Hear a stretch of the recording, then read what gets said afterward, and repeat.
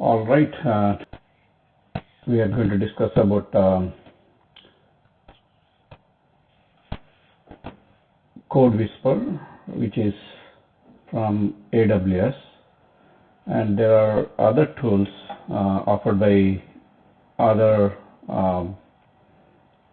companies like Microsoft. It is more popular, like Copilot, that is from GitHub, and also Google has its own generative AI models for developers, which is called Duet. And all these are, you know, helps developers doing their job in agile manner, and also bit of efficiency also will be by using these technologies. So now I'm going to show you how to use Visual Studio, and there are plugins for AWS CodeWhisperer to work in Visual Studio Code, which is more popular developmental IDEs these days. So let us go and see, what we need to do to establish those connections between Visual Studio and CodeWhisperer. So if you click on extensions,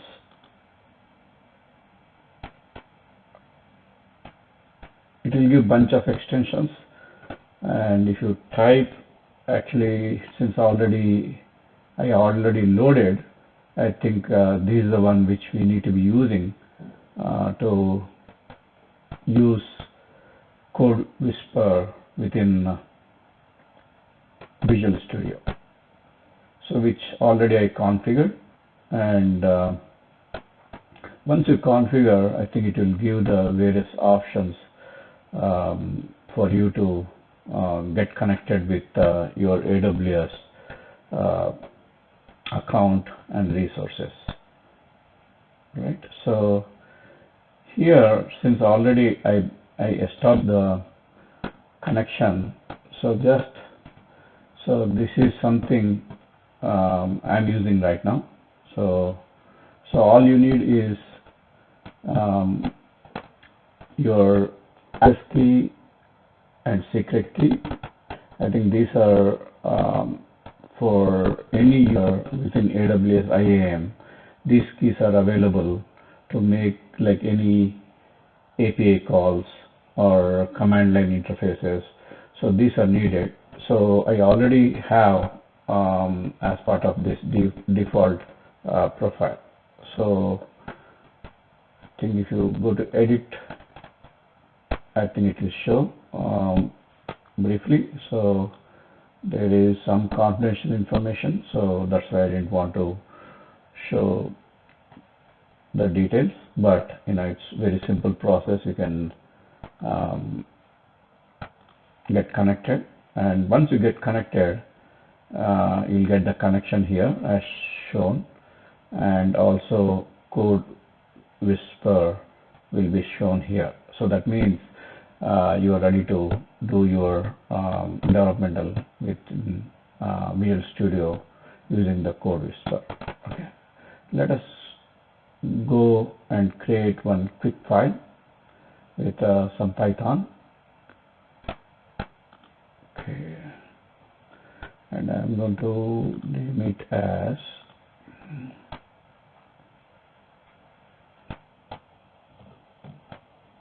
my first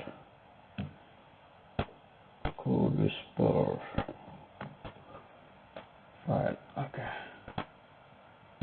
so it got created, and let me clear the screen. This is a command line screen. So let us start coding. So the first thing is you need to have once you get establish the connection, you need to get the uh, region, AWS region where you are going to work. So I'm going to write um, specify AWS region. Okay, as soon as I click enter, it starts doing that because Boto3 is something. Boto3 is a library we use for Python programming to connect to AWS services API, because Boto3 is the Python library specific to AWS environment. So you need to tab and enter. So specify AWS region, enter. So it's already populating what we need. So create client. I think it is way ahead of in thinking because yeah, let us go ahead and create client, S3 client, and Boto3 client, region name and everything is there. Okay, and print out bucket names. Let us first set the bucket name.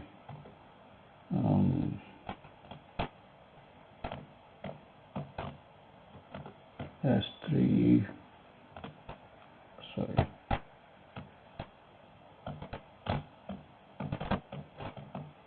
bucket name, tab. Okay, it's suggesting me some name, but that name may not be available, so I want to give um, some random name. My first bucket. I'll give something 20148. Okay, that's going to be unique, hopefully.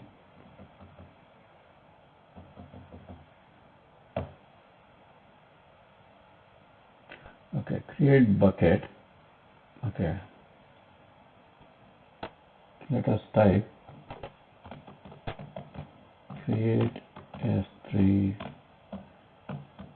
bucket if it is not existing. Okay.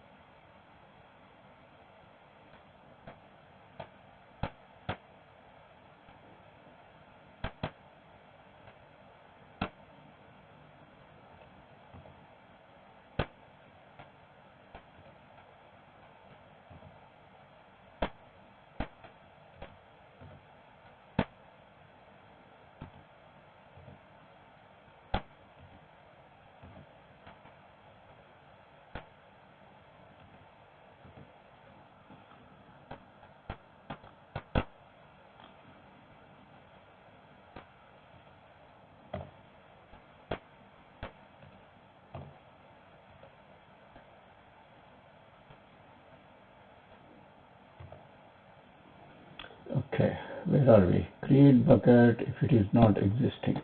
Okay, and once the bucket is created, we'll create some folders, because folders are within the bucket. Because what we are going to do is we are going to use these folders within the bucket to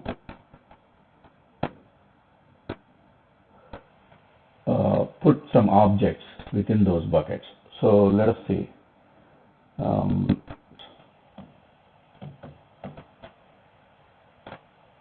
Oh, it's smart. So it's already creating for me. So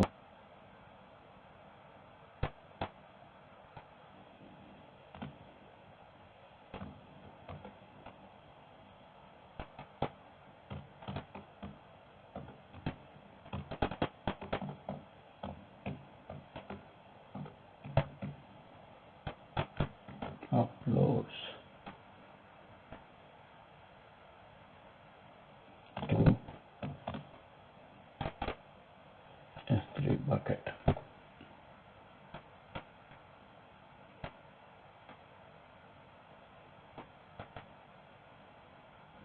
Okay, I think loop through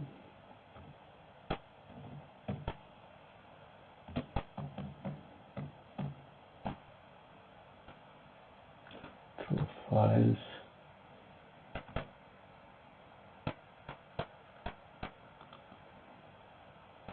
in the local directory and upload to S3 bucket. Okay, I think that's the right description.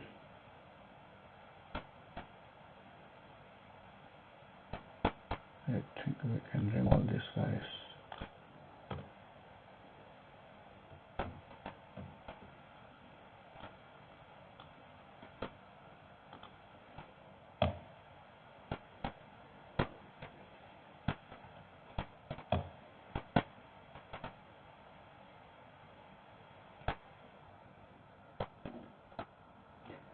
So let us do some list directory.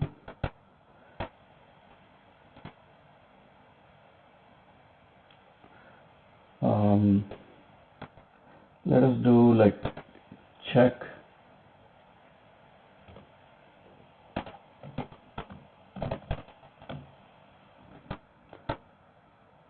if file size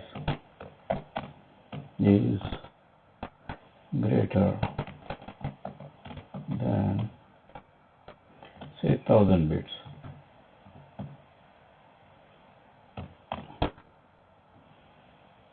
and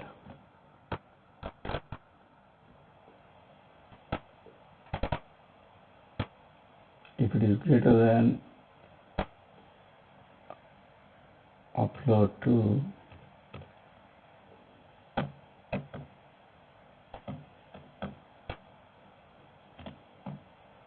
yes, it is reading. Okay, else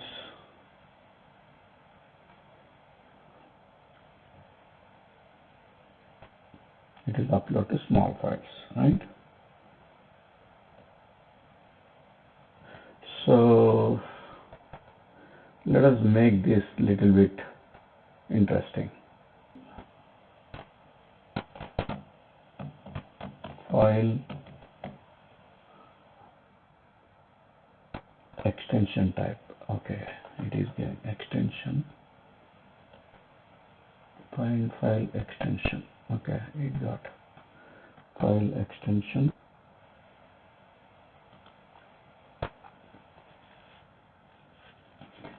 Then we'll go, I think we'll remove this guy.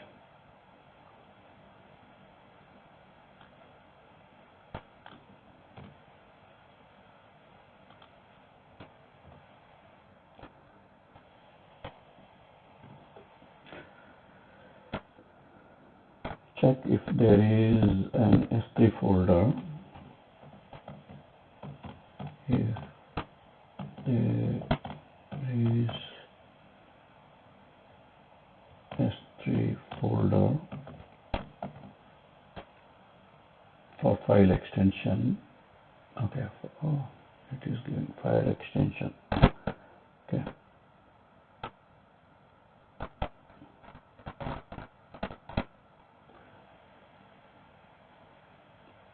so then contents large file, contents. Okay, check if there is S3 folder for the file extension. Extension type under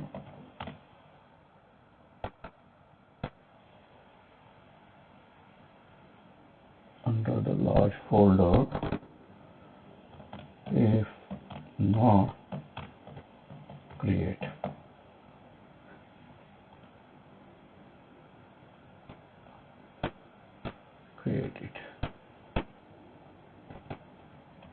Okay. Okay. Prefix name, new contents. Okay. Let us remove this guys.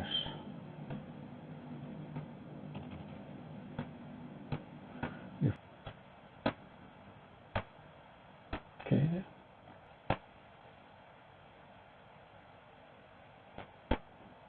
If there is a S3 folder created.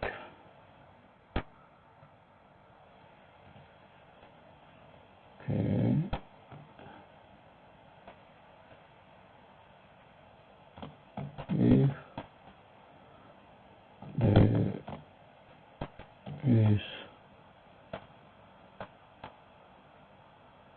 If there is S3 folder for file extension to file it, okay, then do this. Okay.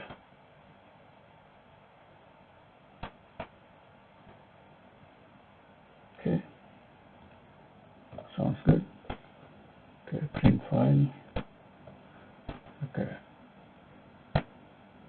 Check if the file size is larger than, if larger than. Okay. I think else we are going to do the same thing with small files.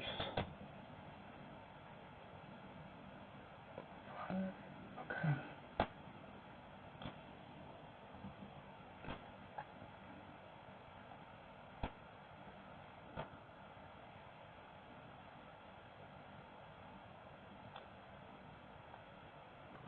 Okay, now, so this is the final code, what we have to upload files from our local directory into different folders under S3. I think S3 got like large files folder and small files folder, and within large file and small file folders, depending on the file extensions of the files being loaded, I think those files will go to respective folders. So, and after uploading the files to S3 bucket, these logic, and finally delete all the files from local directory. So I think it should remove all the files once it's get uploaded to S3. So let us see whether we'll create some files in the upload folder.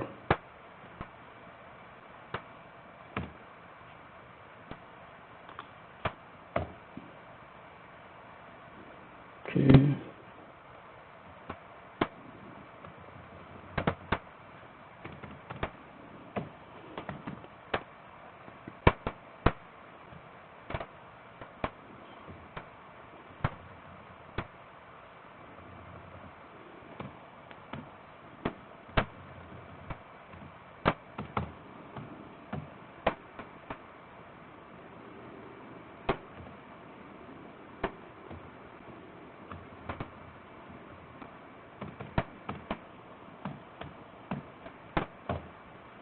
Also, we'll create a bunch of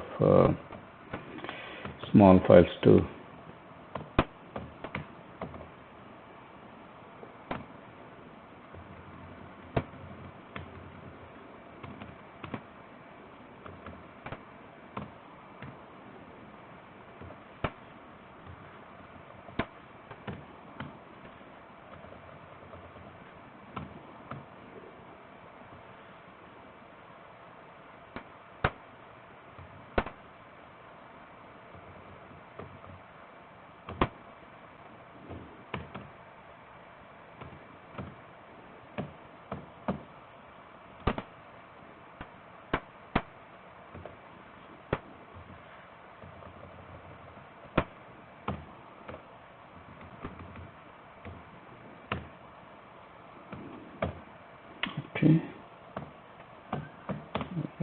PC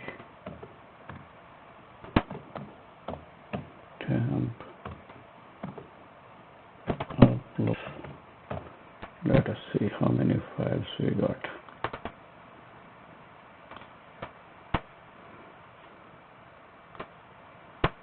I think we got totally 8 files, 4 large and 4 small.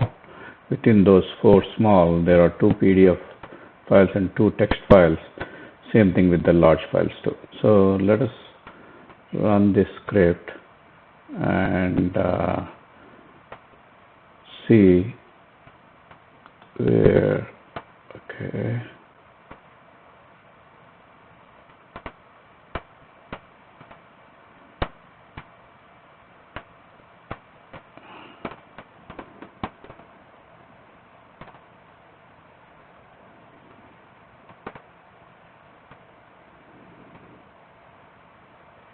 Okay, so I think it uploaded, it deleted, upload to upload. I think maybe my print statements are not there for small files or something, because it's uploaded. Let us see here in the AWS console.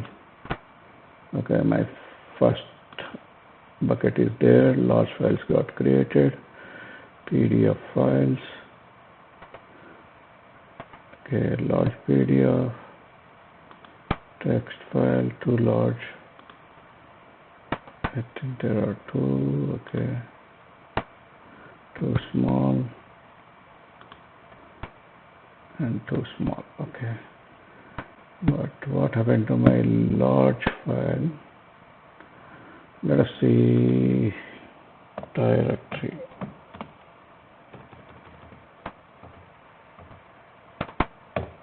Okay, empty directory. So all the files got uploaded, and it is in S3. So main purpose of this demo is to give you an idea how CodeWhisperer can help software developers in writing code, in a efficient manner, and also it's a tool which will help you writing the proper syntax and getting established with new tools. If someone is doing some AWS development, started off, it will help them immensely, and for experienced developer, it will augment them in making them more agile with their deliverables. I think with that I conclude this session. Thank you.